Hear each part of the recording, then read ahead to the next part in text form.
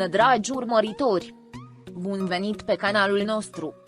Sila Turcoglu a fost foarte fericită în viața sa profesională. Dar nu putem spune același lucru despre viața lui privată. S-a îndrăgostit de Halil Ibrahim și acesta a fost un mare eșec pentru viața sa Turcoglu.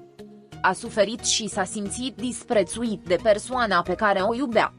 Este greu, dar totul în această viață poate fi depășit, cunoaștem mai bine specia umană.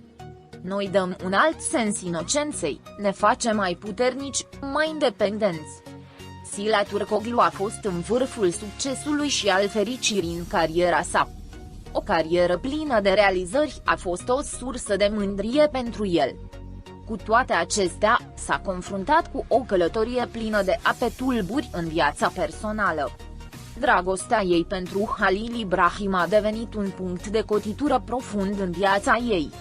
Această iubire a fost o sursă de mare fericire și durere profundă pentru el. Când Sila Turcoglu a fost trădată de cineva pe care îl iubea și în care avea încredere, lumea ei s-a prăbușit. S-a simțit singur și zdrobit și a crezut că viața lui a fost un mare eșec. Cu toate acestea, de-a lungul timpului și-a dat seama că totul în viață poate fi depășit. Această experiență i-a oferit o înțelegere mai profundă a naturii umane, a relațiilor și a adevăratului sens al inocenței.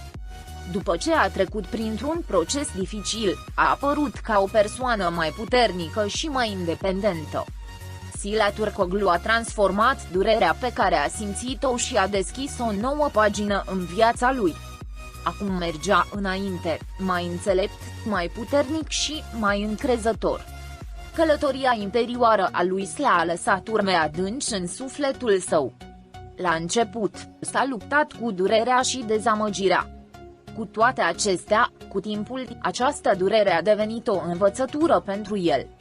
Dificultățile pe care le-a experimentat au devenit un manual care explica complexitatea și fragilitatea relațiilor umane. Acum a evaluat inocența dintr-o perspectivă diferită, a evaluat intențiile oamenilor cu mai multă atenție și a stabilit propriile limite mai ferm. Sila Turcoglu a devenit mai puternică din experiențele ei și a descoperit potențialul din ea însăși. Nu a mai acționat cu rolurile pe care le impuneau alții, ci cu propriile sale valori și pasiuni. Nu a lăsat ca trădarea și durerea să-l slăbească, dimpotrivă, și-a condus viața cu mai multă putere și hotărâre. În acest proces, și-a luat timp să se reinventeze și să se vindece. Cu toate acestea, de-a lungul timpului s-a simțit mai puternică și mai independentă. Sila Turcoglu a aflat că merită succes și fericire în toate aspectele vieții sale. Nu mai era plin de durerea trecutului, ci de speranțele viitorului. Această perioadă din viața Sila Turcoglu reflectă o experiență comună cu care se confruntă mulți oameni. Obținerea succesului în viața profesională vă poate spori încrederea în sine și poate arăta ca o viață perfectă din exterior. Cu toate acestea, relațiile, legăturile emoționale și dragostea din viața noastră privată sunt uneori complexe și pline de dificultăți neașteptate. Povestea Sila Turcoglu arată că viața nu este doar plină de succese și că până și cele mai mari dificultăți ne pot face mai puternici. Deși dragostea ei pentru Halil Ibrahim părea o victorie la început, în cele din urmă i-a adus dezamăgire și durere. Fiind trădată de persoana iubită, a zdruncinat încrederea Sila Turcoglu și a târât-o într-o criză profundă. Acest lucru a fost perceput ca o mare dezamăgire și eșec pentru el, dar în realitate a fost o oportunitate de a învăța și de a crește.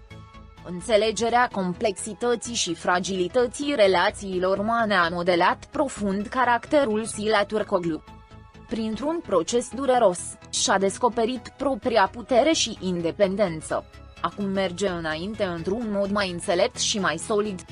Această experiență nu a fost doar un punct de cotitură pentru el, ci și începutul unei transformări interioare. Povestea Sila Turcoglu arată cum greutățile cu care ne confruntăm ne pot modela și că putem găsi speranță chiar și în cele mai întunecate vremuri. Este posibil să depășim orice în viață și uneori chiar și cele mai mari eșecuri ne pot face mai puternici și mai rezistenți. Prin urmare, povestea Sila Turcoglu poate fi un exemplu încurajator pentru a înțelege complexitatea vieții și a ne descoperi forța interioară. Povestea Sila Turcoglu conține multe teme umane de bază și poate fi trimisă pentru o analiză aprofundată. În primul rând, ne putem concentra pe echilibrul și interacțiunea dintre viața profesională și cea privată. Deși succesul profesional al Sila Turcoglu îi crește încrederea în sine, dificultățile pe care le întâmpină în relațiile sale private subliniază complexitatea vieții care necesită echilibru. Aceasta este o situație cu care se confruntă mulți oameni astăzi și reflectă nevoia de a-și modela identitatea prin echilibrarea succesului și a relațiilor. În al doilea rând, dificultățile emoționale ale Sila Turcoglu evidențiază complexitatea și fragilitatea relațiilor umane. Teme precum dragostea, încrederea și trădarea sunt teme universale care pătrund adânc în natura umană. Durerea și dezamăgirea Sila Turcoglu le permit cititorilor să empatizeze și să se relaționeze cu propriile experiențe. În al treilea rând, ne putem concentra pe transformarea și creșterea internă a Sila Turcoglu. Dificultățile prin care a trecut l-au ajutat să devină o persoană mai puternică și mai înțeleaptă. Acest lucru arată că crizele și eșecurile personale sunt de fapt oportunități. Descoperirea puterii noastre interioare și găsirea curajului și rezistenței necesare pentru a face față provocărilor modelează profund caracterul unei persoane. În cele din urmă, povestea Sila Turcoglu pune accent pe tema speranței și renașterii. Trecând printr-un proces de transformare internă, Sila Turcoglu învață din durerea trecutului și privește viitorul cu speranță. Acest lucru arată că oamenii își pot găsi speranța în toate etapele vieții și că poartă în sine puterea necesară succesului. Aceste analize de bază pot ajuta la aprofundarea poveștii Sila Turcoglu și la înțelegerea experienței umane dintr-o perspectivă mai largă. Experiențele lui Sila Turcoglu le pot oferi cititorilor oportunitatea de a-și reevalua propriile vieți, relații și succese. Pascali